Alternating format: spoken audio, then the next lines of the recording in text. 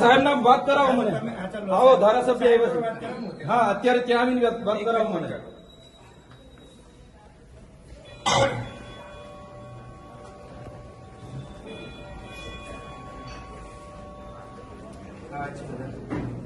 Hello sir, ધારાસભ્ય શ્રી ચૈતરભાઈ વસાવા से बात कर रहा हूँ. आप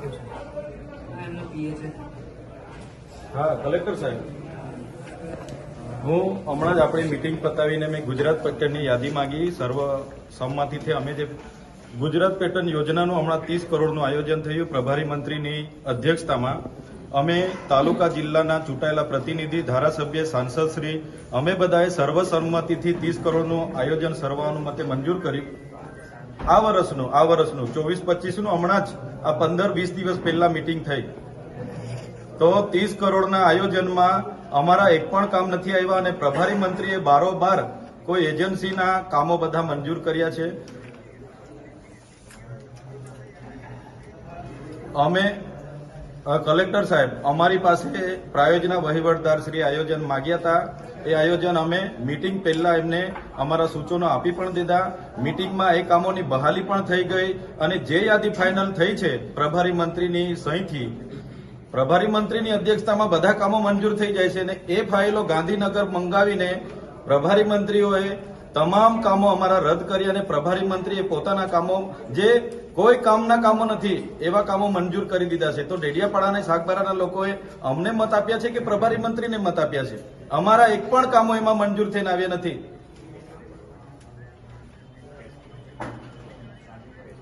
ના, પ્રાયોજના અધિકારી આમાં સભ્ય સચિવ હોય છે. 30 કરોડનું નર્મદા જિલ્લાનું આયોજન થયું. 30 કરોડમાં પ્રભારી મંત્રીએ પોતાના, હા ના સાહેબ, આમાં સભ્યમાં તમે ને અમે બધા જ આવીએ છીએ ને આપણી કલેક્ટર કચેરીની કોન્ફરન્સ હોલમાં જ મીટિંગ થઈ છે. અને 30 કરોડના આયોજનમાં સાહેબ, 30 કરોડના આયોજનમાં બોગસ કામો, જે રિનોવેશન અપગ્રેશનમાં 55 લાખના કામો મૂકીને પ્રભારી મંત્રીએ મંજૂર કર્યા છે. અમે હમણાં યાદી લઈને આવ્યા, હમણાં જોયું અમે. તો આવું તો કઈ રીતના ચાલશે કે ચૂંટાયેલા પ્રતિનિધિઓ આયોજન આપે? વાંધો નહીં સાહેબ, તમારા દરવાજા પર હું બેઠું છું ધરણા પર. આની ચર્ચા કરી લો પ્રભારી મંત્રી અને તમારા સભ્ય સચિવ સાથે, પછી મને જણાવો. એટલે હું પછી 2 દિવસ બેસવું પડે, 3 દિવસ બેસવું પડે, હું અહીંયા બેસું છું. ઓકે સર, ખબર પડશે ને અમે અહીંયા બેસવા કેમ મજબૂર થયા છે, લોકોને ખબર પડશે ને. અમને અહીંયા કલેક્ટરના દરવાજા પર બેસવા મજબૂર કરી રહ્યા છે આ અધિકારી. રજૂઆત છે, લેખિત આપેલી છે, છતાં તો મને જવાબ, એ લોકોએ રૂબરૂ મળીને જવાબ આપવો જોઈએ ને. જતું રહેવાનો થોડો આવે છે. 10 મિનિટ એમના પીએ જતા રહ્યા અહીંથી.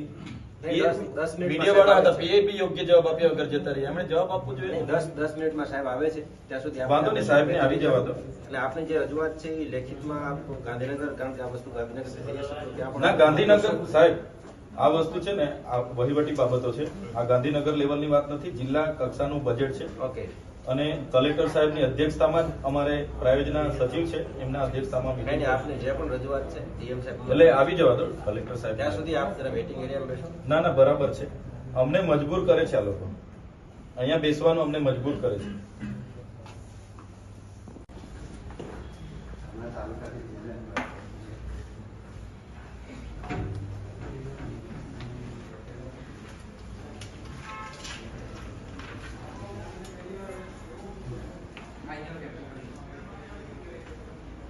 હા,